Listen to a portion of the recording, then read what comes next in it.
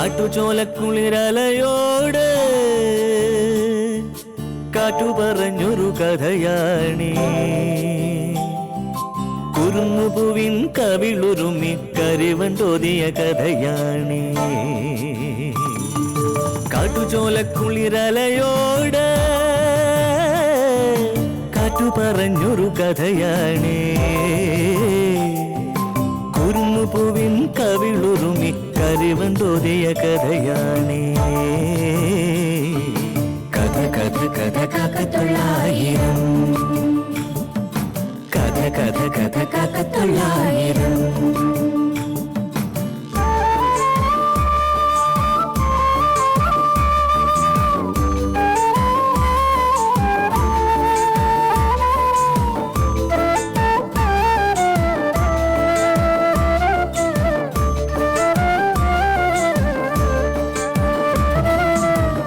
കടലിന്റെ തീരത്ത്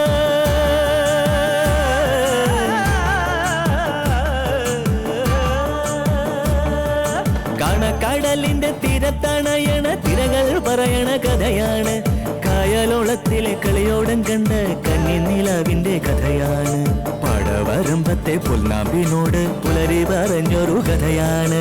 മാനം മുട്ടണ കൊടുമുടിയോട് മൂവന്തി പറയണ കഥയാണ്. മൂവന്തി പറയണ കഥയാണ്. കഥ കഥ കഥ കാക്കത്തൊള്ളായിരം. എന്താടോ ഇത്? അമ്മയെ കാണുകയെ ഇങ്ങനെ ഇമോഷണൽ ആകാമോ? ഫോൺ തുടച്ച്. എനിക്കൊരു ചായ വേണം. വാ.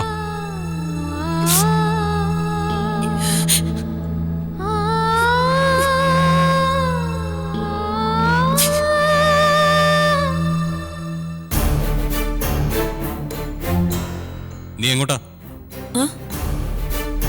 ചായ വേണ്ടേ? ആർക്ക്? ഡെയിലി ആണോ അതോ ഒന്നിടപെട്ട ദിവസങ്ങളാണോ വരവ്? ആര് വരുന്ന കാര്യ? നിന്റെ അച്ഛന്റെ ആത്മാവ് വരുന്ന കാര്യമാണ് ചോദിച്ചത്. രമേശ് ചേട്ടാ, ഗംഗയ്ക്ക് അഭയം കൊടുത്തില്ലെങ്കിൽ അച്ഛന്റെ ആത്മാവ് ഗതി കിട്ടാതെ അലയും പോലും. ഭാര്യ രംഗളെ സംസാരിച്ചിരുന്നോ? ഓ, നീയൊന്നും അറിഞ്ഞില്ല. അയാള് സംസാരിച്ചതല്ല, നീ സംസാരിപ്പിച്ചതാണെന്ന് എനിക്കറിയാം.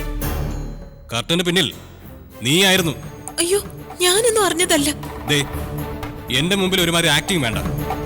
ഭാര്യർക്കും വൈഫിനും ഗംഗയുടെ കാര്യത്തിൽ ഇത്ര ടെൻഷൻ ഉണ്ടാവേണ്ട കാര്യം എന്താ? അവൾ അവരുടെ ആരാണ്? അപ്പോ ആവശ്യക്കാരി നീയാണ്. നിന്റെ ആവശ്യപ്രകാരമാണ് വാര്യരാ ഡിമാൻഡ് വെച്ചത്, അതും എന്റെ മുമ്പില്. സത്യം പറ, നീ പറഞ്ഞിട്ടല്ലേ വാര്യ എന്നോട് സംസാരിച്ചത്? ഞാൻ ശുപാർശ ചെയ്തില്ല രമേശ് ചേട്ടാ. അപ്പോഴേക്ക് അടുത്ത ആയുധം എടുത്തു. കണ്ണുനീര് ഒന്ന് നിർത്തുന്നുണ്ടോ? ഗംഗ എനിക്ക് അവഗണിക്കാൻ കഴിയില്ല എന്നുള്ളത് സത്യം. അതുപോലെ തന്നെ എനിക്ക് അമ്മയുടെ കാര്യവും. ഇങ്ങനെ തുടർന്ന അമ്മയുടെ അസുഖം കൂടെയുള്ളൂ. പിന്നീട് അത് പ്രശ്നമാവും. എന്ത് പ്രശ്നം? അങ്ങനെ സീരിയസ് ആയ അസുഖം നിന്റെ അമ്മയ്ക്കില്ല. സ്ഥിര ബുദ്ധിയില്ലാത്തത് സീരിയസ് അല്ലെന്നാണോ പറയുന്നത്? ഇത് ചെറിയൊരു ഹാലൂസിനേഷൻ ആണ്. കുറെ ദിവസം കഴിയുമ്പോ അതങ്ങ് മാറിക്കോളൂ. ഊതി പെരുപ്പിച്ച് വഷളാക്കാതിരുന്നാ മതി. ഗംഗയെ കണ്ട അമ്മയ്ക്ക് പകുതിയെങ്കിലും ആശ്വാസമാവും. ക്രമേണ അസുഖം മാറുകയും ചെയ്തേക്കാം. എത്ര ഭംഗിയായിട്ട് അത് കണക്ട് ചെയ്തു. നല്ല ബുദ്ധി. ആ കെയർ ഓഫിൽ അവളെ ഇവിടെ കുടിയിരുത്താമെന്ന് ആരും പരസ്പരം ഒന്നും ആലോചിച്ചിട്ടില്ല. പക്ഷേ പ്രിയപ്പെട്ട വാര്യരംഗളും രുക്മിണി ആന്റിയും നീയും പറയുന്നത് ഒരേ കാര്യം. അവര് ശാരദയ്ക്ക് വേണ്ടിയും വാദിച്ചു. എന്നാ കേട്ടോ, നീ പറഞ്ഞതൊന്നും നടക്കാൻ പോകുന്നില്ല. ആ വിചാരം അങ്ങ് ഉപേക്ഷിച്ചേക്ക്. ഇങ്ങനെ മനസാക്ഷി ഇല്ലാതെ എങ്ങനെ പെരുമാറാൻ കഴിയുന്നു രമേശ് ചേട്ടന്? എങ്കിലേ മനസാക്ഷിയില്ലാത്ത ഒരു കാര്യം കൂടി കേക്ക്. ഇനി ഗംഗയെപ്പറ്റി ഇത്തരത്തിൽ സംസാരിക്കുകയോ അവളുമായിട്ട് ബന്ധപ്പെടാൻ ശ്രമിക്കുകയോ ചെയ്താൽ അവസാനിക്കുന്നതേ നമ്മൾ തമ്മിലുള്ള ബന്ധമായിരിക്കും.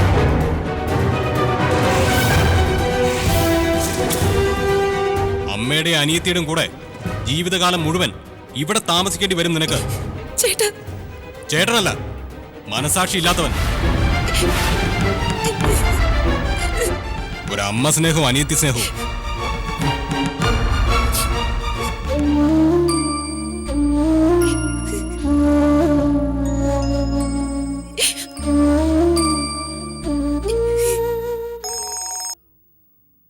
ഹലോ, സുമോ അല്ലേ?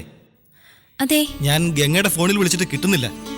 സ്വിച്ച് ഓഫ് ആണെന്നാ പറയുന്നത്. എന്താന്ന് അറിയില്ല. അമ്മ വന്നിട്ട് എന്തായി സുമം? അമ്മ ഇനി എത്തിയിട്ടില്ല. അമ്മാവന്റെ വീട്ടിൽ പോയിരിക്കല്ലേ, അവിടെ നിന്ന് ഇറങ്ങാൻ വൈകി കാണും. സുലോചന ചേച്ചി ഉണ്ട്. ആളെന്ത് പറയുന്നു?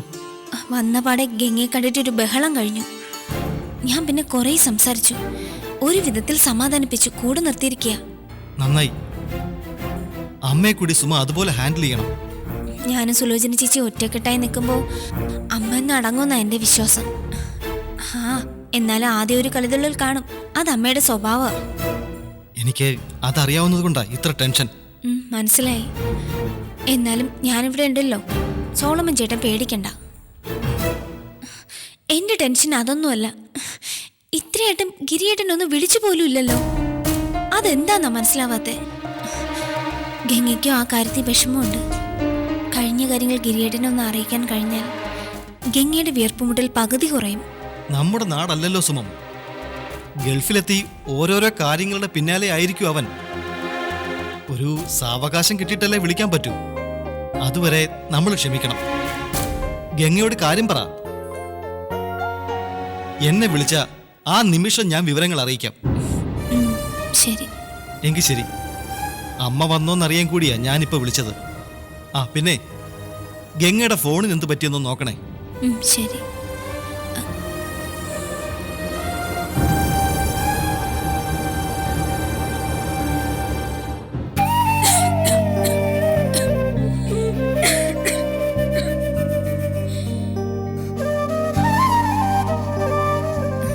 എന്താ ചുമക്കുന്നത്? സുഖമില്ലേ?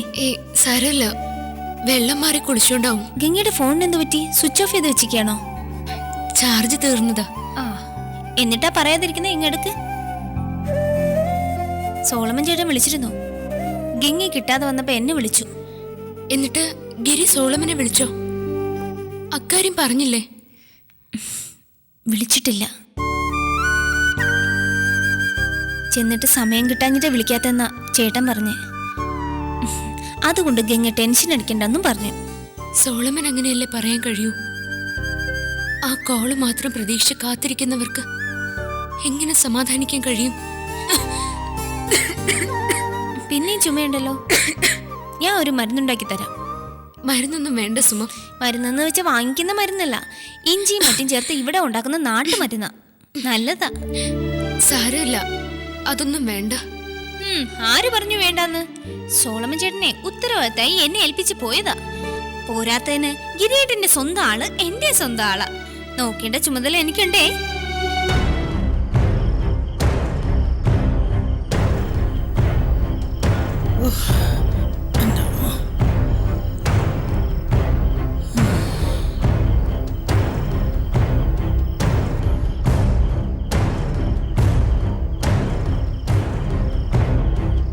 വാതിലും തുറന്ന് മലത്തിട്ട് നീയൊക്കെ പെരക്കാത്ത എന്തെടുക്കുവാടി?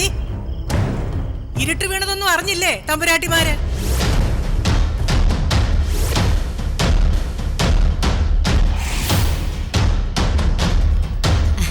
അമ്മ വരാറായതുകൊണ്ടാ വാതിലടയ്ക്കാത്തത്. ആഹാ, ഞാനിപ്പോ വരുമെന്ന് നിന്നോടാരാ പറഞ്ഞ്? ദിവ്യ ദൃഷ്ടി കൊണ്ട് കണ്ടോ?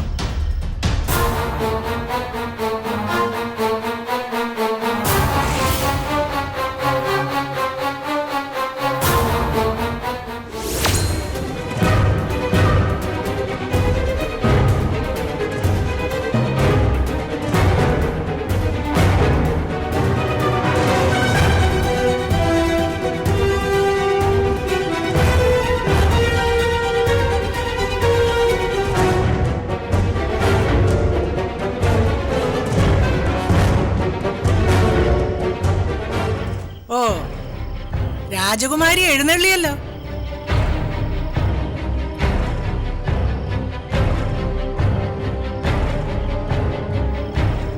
പോയാരെന്താ അമ്മേ? അമ്മാവനെ കണ്ടോ? ഓ, അമ്മാച്ചനെ അഞ്ഞാഴിയൊക്കെ കണ്ട് തൃപ്തിയായി. ഇങ്ങനെയുള്ള ബന്ധുക്കൾ ഇല്ലാത്തതാ ഭേദം. ഗിരിയെ വിട്ടതിന്റെ പ്രയാസമൊക്കെ പറഞ്ഞപ്പോ തലയാട്ടിക്കൊണ്ട് കേട്ടിരുന്നു. ഒടുവിൽ പൈസയുടെ കാര്യം പറഞ്ഞപ്പോ എല്ലാവരുടെയും മുഖഭാവം അങ്ങ് മാറി. ഓശാരത്തിനല്ല, വായ്പയായിട്ടാ ഞാൻ ചോദിച്ചേ. ചെറുക്കൻ അയച്ചു തരുമ്പോ തിരിച്ചു കൊടുക്കാന്നും പറഞ്ഞു. എവിടെ? ഇവിടത്തേക്കാൾ ദാരിദ്ര്യം അവർക്ക്.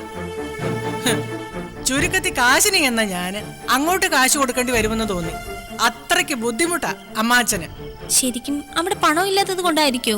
ഓ പിന്നെ, കാറും സ്കൂട്ടറും ഒക്കെ മുറ്റത്തുണ്ട്.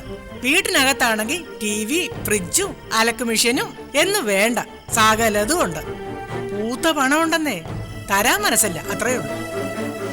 നമ്മൾ ബുദ്ധിമുട്ടുകാരായി പോയില്ലേ, അതുകൊണ്ടാണ്. മനുഷ്യപ്പറ്റില്ലാത്ത കൂട്ടര്. ഇതൊന്നും കോണം പിടിക്കാൻ പോണില്ല. പണവും കെട്ടിപ്പിടിച്ചിരുന്നിട്ട് ഒടുവില് വെള്ളം ഇറങ്ങാതെ ചാകും, നോക്കിക്കോ. പട്ടിണി കിടന്നാലും വേണ്ടില്ല, ഇനി ഒരുത്തന്റെ വീട്ടു പഠിക്കലും സഹായം ചോദിച്ചു പോകുന്ന പ്രശ്നമില്ല. അത് തീരുമാനിച്ചതാ. കോണം പിടിക്കാത്ത വർഗം.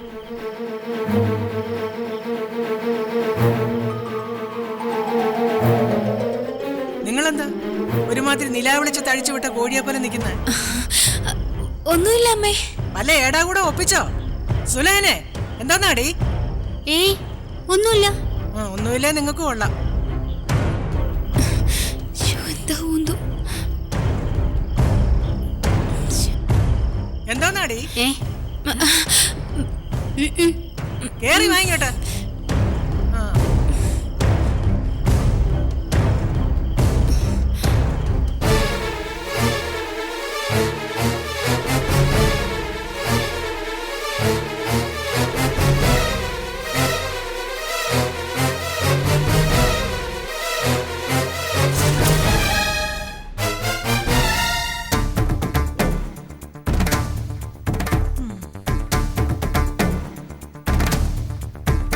വെറുതെ വണ്ടിക്കൂലി മുടക്കി പോയത് മിച്ചം. ക്ഷീണവും മനപ്രയാസവും ബാക്കി. കുടിക്കാൻ ഇത്തിരി വെള്ളം എടുത്തോണ്ട് വാടി. കട്ടൻ വേണോ അമ്മേ? ഓ, ഇനി അതിന് പൊടിയും പഞ്ചാരയും കളയണ്ട, പച്ചവെള്ളം മതി. ഞാൻ കൊണ്ടുവരാമേ. ഇവളെന്താ ഇന്ന് പതിവില്ലാതെ എന്റെ അടുത്ത് ചുറ്റിപ്പറ്റി നിൽക്കുന്നു? വിശേഷങ്ങൾ ചോദിക്കുന്നു, വെള്ളം എടുക്കാൻ പോകുന്നു. എന്തോ പദ്ധതി മനസ്സിൽ കണ്ടിട്ടുണ്ട്. ഗിരി വിളിച്ചില്ല ഇതുവരെ? ഇല്ല. എന്തു പറ്റിയോ എന്റെ കുഞ്ഞിന്? അങ്ങോട്ടും വിളിക്കാൻ നിവൃത്തിയില്ല. ഓ, എന്തിനവിടെ വിളിച്ചോ എന്തോ, ആർക്കറിയാം.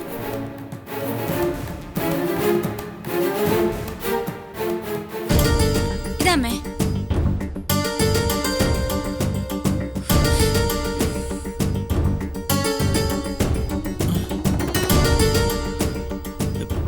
ഇനി മേലൊന്ന് കഴുകിയിട്ട് കിടക്കണം.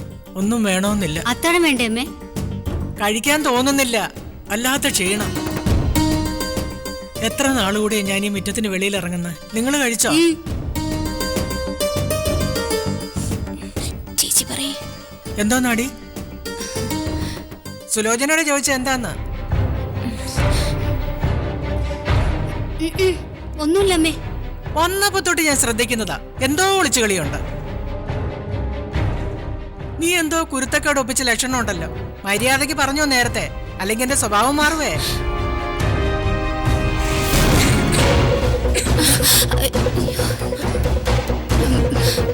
എന്താടി അത്?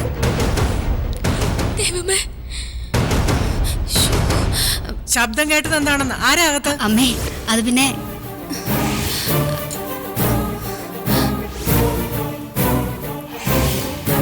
സുലോചനെ. അമ്മേ, അത്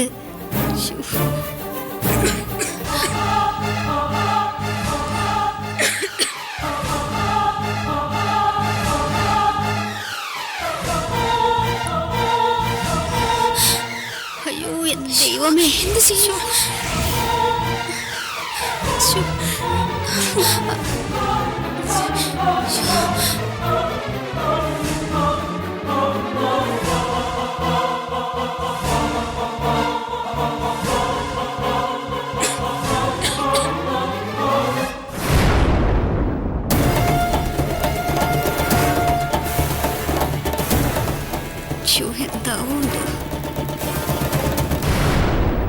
എന്താടി ഇത്? ഞാനീ കാണുന്നത് എന്താന്ന്? അമ്മ ഇവളോട് ചോദിക്കേ. ഞാൻ പുറത്തോട്ട് വന്നപ്പോ ഇവളകത്തേറ്റ് പ്രതിഷ്ഠിച്ചിട്ടുണ്ട്. ഉള്ളതാന്നോടി ഇവള് പറയുന്ന? അമ്മ വിചാരിക്കുന്ന പോലെ അല്ല കാര്യങ്ങള്. ചോദിച്ചില്ല. നീ പറഞ്ഞിട്ടാണോ ഇവൾ ഈ വീട്ടിനകത്ത് കയറിയത്? എനിക്കതറിഞ്ഞാ മതി. ആണോ? അതെ.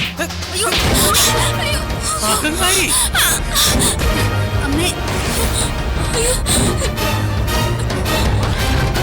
ഇറക്കി ഇവിടെ ഞാൻ മര്യാദയ്ക്ക് സുമത്തിനോട് പറഞ്ഞതാണ് അമ്മേ. അവള് കേട്ടില്ല. പകരം ഞാനും കൂടെ ചേർന്ന് അമ്മയോട് സംസാരിക്കണമെന്നാ ഇവള് പറഞ്ഞത്. നീ എന്തു ഭാവിച്ച പെണ്ണെ? ഒരു തവണ വന്നപ്പോ ഞാൻ നല്ല ഭാഷയിൽ കാര്യങ്ങളെല്ലാം പറഞ്ഞതല്ലേ? എന്ത് ധൈര്യത്തിലാ നീ പിന്നെ ഇതിനകത്ത് വന്നത്? അന്ന് കൂടെ സോളമൻ ഉണ്ടായിരുന്നത് കൊണ്ട് ഞാൻ കുറച്ച് മര്യാദ കാണിച്ചു. അമ്മേ, ഇന്നും സോളമൻ കൊണ്ട് വിട്ടിട്ടാ പോയത്. അത് ശരി. അവൻ പോയത് എന്തായാലും നന്നായി. അല്ലെങ്കിൽ ആ കൊച്ചിനോടും കൂടെ എനിക്ക് പണങ്ങേണ്ടി വന്നായിരുന്നു.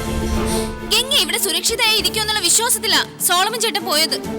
അങ്ങനെ വിശ്വസിപ്പിച്ച് നീ അവനെ പറഞ്ഞു വിട്ട് കാണും. നീ ആരാന്നാടി നിന്റെ വിചാരം?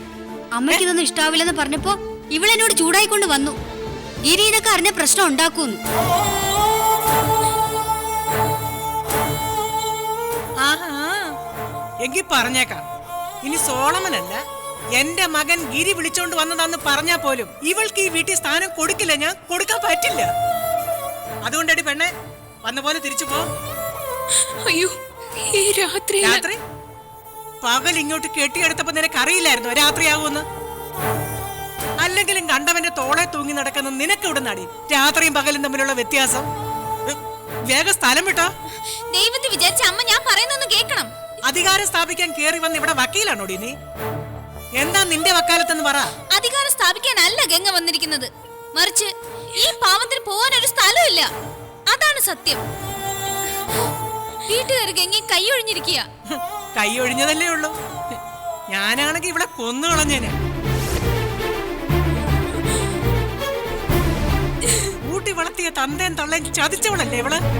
പോരാത്തതിന് ആ മനുഷ്യനെ കൊലയ്ക്ക് കൊടുക്കുകയും ചെയ്തു. അങ്ങനെയുള്ള ഇവളെ കുടുംബത്തിൽ കേറ്റു ആരെങ്കിലും? നിനക്ക് ഇതല്ല, ഇതിനപ്പുറവും വരാനിരിക്കുന്നേ ഉള്ളൂ. മറ്റൊരു കല്യാണം ഉറപ്പിക്കരുതെന്ന് ഞാൻ വീട്ടിൽ പലതവണ പറഞ്ഞതാ. ആരും കേട്ടില്ല. എനിക്ക് വേണ്ടിയാ ഞാൻ വീട് വിട്ടിറങ്ങിയത്. അയ്യോടി, എന്റെ മുമ്പിൽ നീ വാദിച്ചോണ്ട് വരുവാണോ? എന്നാലേ ആ ഗിരിയുടെ തള്ളയായ ഞാൻ പറയുന്നു, നിന്നെ ഞങ്ങൾക്ക് വേണ്ട. അമ്മയുടെ മോൻ സ്നേഹിച്ച പെണ്ണാണ് ഗംഗ എന്നുള്ള കാര്യം അമ്മ മറക്കരുത്. എന്റെ മോൻ സ്നേഹിച്ചതല്ല, എന്റെ മോനെ വല വീശി പിടിച്ച രാക്ഷസിയവള്. ഈ ബാധ കേറിയത് കൊണ്ടാ അവൻ പേർഷ്യക്ക് പോലും പോകാതെ ഇവിടെ കറങ്ങി നടന്നത്. അത്രയും സ്നേഹിച്ചത് കൊണ്ടാണ് ഗംഗ അച്ഛനമ്മമാരെ വരെ ഉപേക്ഷിക്കാൻ തയ്യാറായത്. ആ, അതാണ് ചതി. 10-20 കൊല്ലം വളർത്തിയ തന്തേൻ തള്ളെ ഒരു പ്രേമത്തിന്റെ പേര് ചതിച്ച ഇവള് നാളെ എന്റെ മോനെ ചതിക്കില്ലെന്ന് എന്താ ഉറപ്പ്? അമ്മേ, ഈ കുടുംബത്തെ ഇവള് പറ്റിച്ചിട്ട് പോ. അതുകൊണ്ട് നിന്ന് സമയം കളയാതെ പോകാൻ നോക്ക്. ആർക്കും ഒരു ശല്യം ഉണ്ടാകാതെ ഞാൻ ഇവിടെ ഒരു കോണിൽ ഒതുങ്ങി കഴിഞ്ഞോളാം. പറഞ്ഞ മനസ്സിലാവത്തില്ലേ നിനക്ക്? ഇറങ്ങി പൂടി നാശം പിടിച്ചവളെ. അയ്യോ, അമ്മേ. ഇറങ്ങിപ്പോ. അയ്യോ,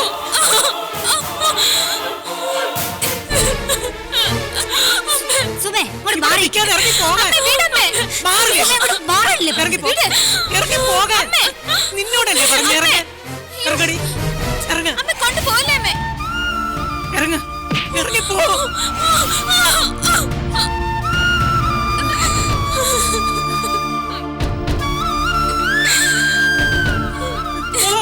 എവിടെയെങ്കിലും പോയി തൊലയേ. ഇത് 2ാമത്തെ തവണയാ. ഇനി നിന്നെ ഈ പരിസരത്ത് കണ്ട നിന്റെ കാലിന്റെ മുട്ടി ഞാൻ തല്ലി ഓടിക്കും. ഒന്ന് കഴിച്ച 3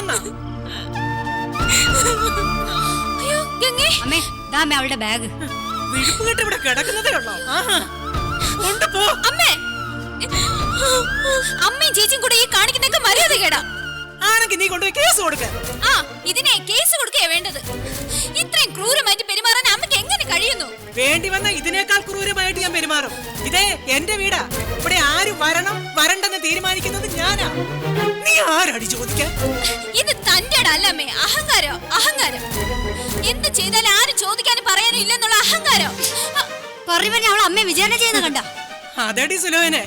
ദേ പെണ്ണേ, അധികാരം കയറി മൈസ്രേറ്റ് കളിച്ച നിന്നെ ഞാൻ ചവിട്ടി പുറത്താക്കും. ഈ നരകത്തിൽ കഴിയുന്നതിനേക്കാളും ഭേദം പുറത്ത് കഴിയുന്നതാ.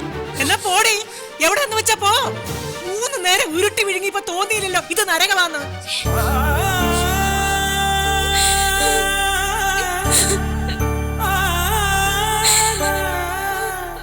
ദേ അവള് നിക്കുന്നേ ഉള്ളൂ. എടി നീ എന്താ ഓർത്തോണ്ട് നിക്കുവാ? ഈ പറഞ്ഞതൊന്നും നിനക്ക് മനസ്സിലായില്ലേ? ഈ രാത്രിയിൽ ഞാൻ എവിടെ പോകാനാ അമ്മ? നേരെ ഒന്ന് വെളുത്തോട്ടെ. നേരം വെളുക്കും പിന്നെ ഇരുട്ടും. പക്ഷെ നീ ഇവിടെ ഒരു നിമിഷം നിൽക്കുന്ന പ്രശ്നമില്ല. ഇറങ്ങടി വെളിയില്, ഇറങ്ങാൻ. അമ്മേ വേണ്ടമ്മേ, പാവത്തിന് ഇറക്കി വിടരുത്. വിടടി അങ്ങോട്ട്. ഇങ്ങോട്ട് വാടി. പോയിക്കോ. വരാനല്ലേ ഇപ്പൊ? നിന്നെ ഇവിടെ കണ്ടുപോകരുത്. ഓടി. അമ്മേ, പോകാൻ. അമ്മേ, നിനക്ക് അമ്മേ, എന്തിന്റെ സോക്കേടാടി? നിനക്ക് എന്തിന്റെ സോക്കേടാ? സുലോചനെ, പിടിച്ചിട്ട് പോ ഇവിടെ. ഇറങ്ങടി. ഇറങ്ങടി വെളിയില്. എടി, പോകാൻ. എടി, ചെയ്യുന്നേ. ഇറങ്ങ്. ഇറങ്ങ്.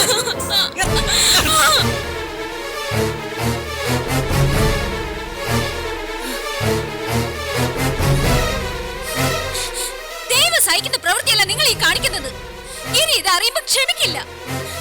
പ്രശ്നമാവുന്നുള്ള കാര്യം ഉറപ്പാണ്. നീ ആയിട്ട് ഇനി പ്രശ്നം ഉണ്ടാക്കാതിരുന്നാ മതി.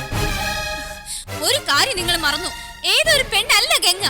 ഗിരി സ്നേഹിക്കുന്ന ആളാണ്. ഗിരിയുടെ കുഞ്ഞ് ആ വയറ്റിൽ വളരുന്നുണ്ട്. അതിനോടാണ് അമ്മ ഈ ക്രൂരത മുഴുവൻ കാണിക്കുന്നത്. ദേ, അവിടെ വയറ്റിലുള്ളത് ഗിരിയുടെ കുഞ്ഞാണെന്ന് നിന്നോട് ആരാ പറഞ്ഞേ? അവൻ പറഞ്ഞോ? എന്നാ ഞാൻ പറയുന്നു, അത് എന്റെ മകന്റെ കൊച്ചല്ല. എനിക്ക് അത് തന്നെ അമ്മേ തോന്നുന്നത്. എവിടെ പോയി പിഴച്ചിട്ട് ഉത്തരവാദിത്തം മുഴുവൻ അവന്റെ തോളെ ചാരാൻ വേണ്ടിയാ നടക്കണത്. അത് പറയേണ്ടത് ചേച്ചിയല്ല, ഗിരിയേട്ടനാണ്. അവൻ പറയുന്നത് വരെ ഞങ്ങൾക്കത് ഗിരിയുടെ കുഞ്ഞല്ല. നീ അവന്റെ പെങ്ങള് മാത്രമാ. ഞാനേ അവനെ വളർത്തി വലുതാക്കി അവന്റെ അമ്മയാ. ഞാൻ പറയുന്നതാ ശരി. അമ്മയ്ക്ക് ഞങ്ങൾ മക്കളല്ല, അടിമകളോ വളർത്തു മൃഗങ്ങളോ ആണ്. പശുക്കളെ വിറ്റതുപോലെ നല്ല വില കിട്ടിയ വിൽക്കാനും മടിക്കില്ല. എടീ, തല്ല്, തല്ല്, കൊല്ല്. ആരും തടയാനില്ലല്ലോ. നിങ്ങൾ ഞങ്ങളുടെ അമ്മയല്ല, ഉടമസ്ഥയാ.